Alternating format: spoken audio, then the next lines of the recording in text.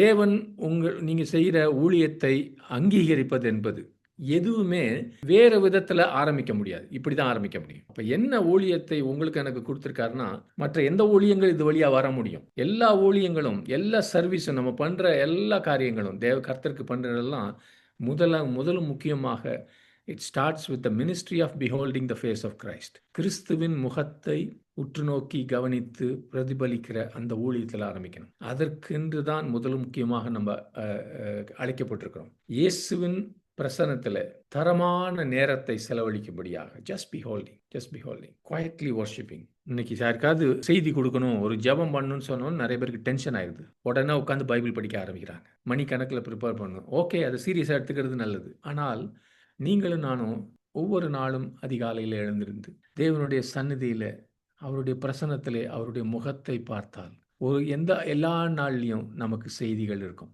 எப்போ வேணாலும் கொடுக்கலாம். ஏனென்றால் ஆண்டவரை நாம் பார்த்திருக்கிறோம். அவர் நம்மிடத்துல பேசுகிறார். அவரை நாம் ஆராதிக்கிறோம். அவர் நமக்குள்ளே வாசம் செய்கிறார். அவருடைய வார்த்தை எனக்குள்ளே கிரியை செய்கிறது. அந்த வார்த்தை என்னை மறுரூபமாக்குகிறது.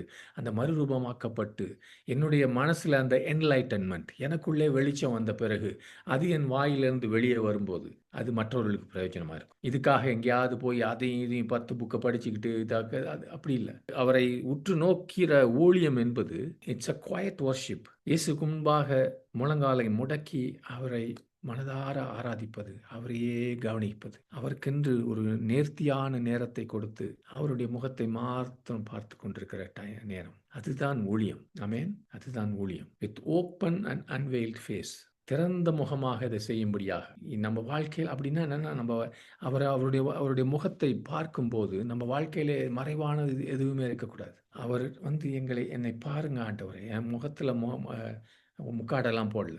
Everything is before you for you to see. அது மாத்திரம் இல்ல, நல்ல ஒரு விடுதலை ஆவியானவர் தருவார்னு அங்க போட்டிருக்கு. என்ன விடுதலைன்னா, பரிசுத்த ஆவியானவர் உங்களையும் என்னையும் அவரை போல, இயேசுவை போல மகிமை மேல் மகிமை அவருடைய சாயலாக மாற்றுவதற்கு நாம அவருக்கு ஃப்ரீடம் கொடுக்கிறோம். அவர் நம்மை மாற்றட்டும், இயேசுவை போல, இயேசுவின் குணம் எனக்குள்ள வரட்டும்.